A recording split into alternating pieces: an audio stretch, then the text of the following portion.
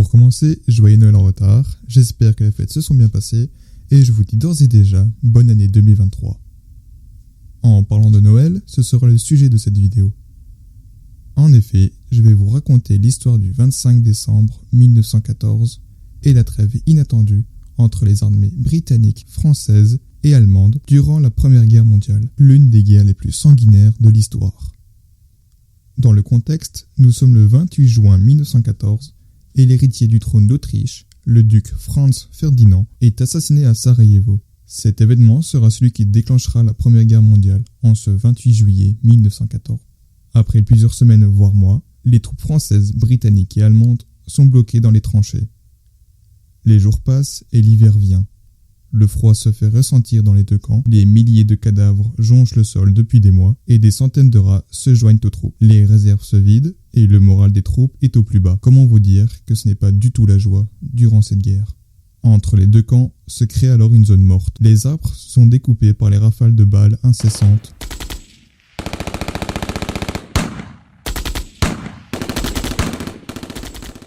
Et des trous sont créés par les obus.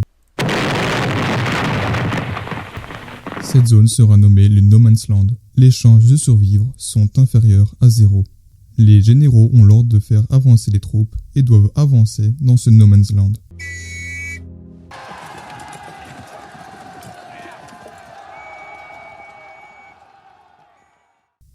Résultat, 0 mètre avancé et des milliers de morts en plus.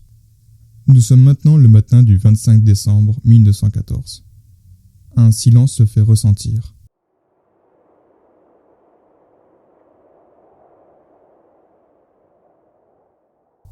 Les balles ont arrêté de siffler et les obus d'exploser. Quand tout à coup, un chant se fait entendre.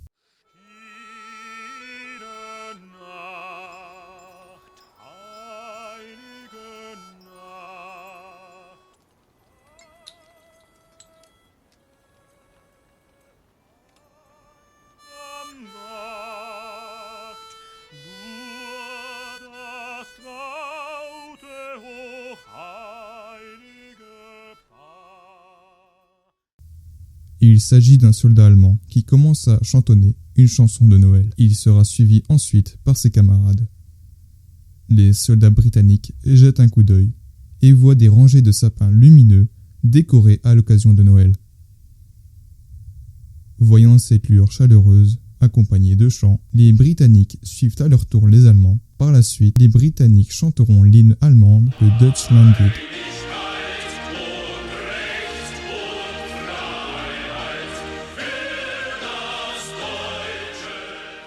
Et seront suivis par les Allemands qui chanteront à leur tour God Save the King, l'hymne britannique.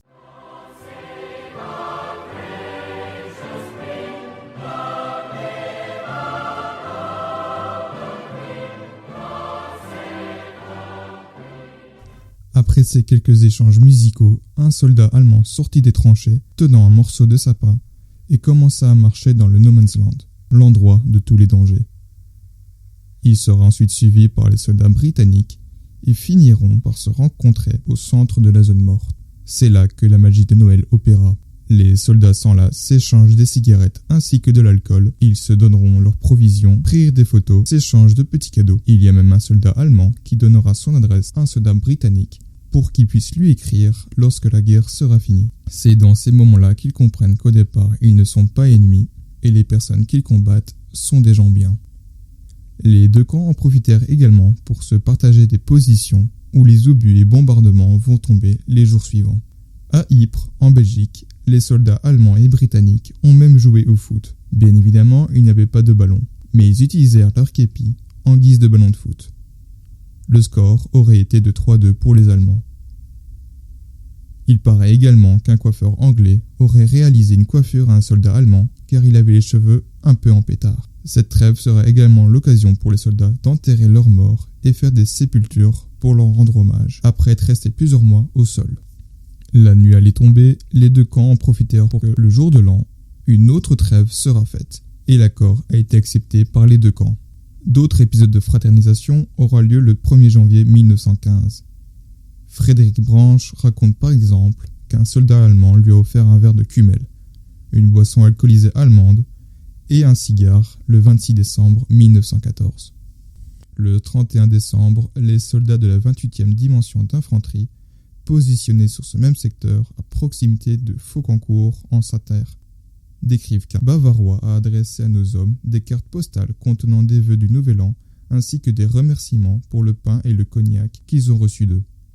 Une de ces cartes était ainsi conçue. Aux camarades français, nous ne tirons que si un officier est auprès de nous. Seulement, notre lieutenant est toujours en rage et tire quelquefois. Une bonne année. Merci pour le cognac, il a bien goûté. Mais cette trêve illégale sera considérée comme de la trahison par les hauts dirigeants. Ce qui aura comme conséquence que les prochaines fêtes ne seront pas aussi joyeuses. Les hauts placés vont tirer des obus sur tout le champ de bataille pour éviter toute trêve. Les soldats seront envoyés sans scrupule sur le No Man's Land, et ce, dans l'unique but de les punir pour avoir sympathisé avec l'ennemi. Il faut savoir qu'en France, l'événement est censuré et longtemps tabou. Il sera relaté presque 100 ans plus tard, en 2005, dans le film Joyeux Noël du réalisateur Christian Carillon. Merci d'avoir regardé cette vidéo, j'espère qu'elle vous aura plu. Laissez un petit pouce vers le haut, un petit commentaire et surtout à vous abonner. Merci.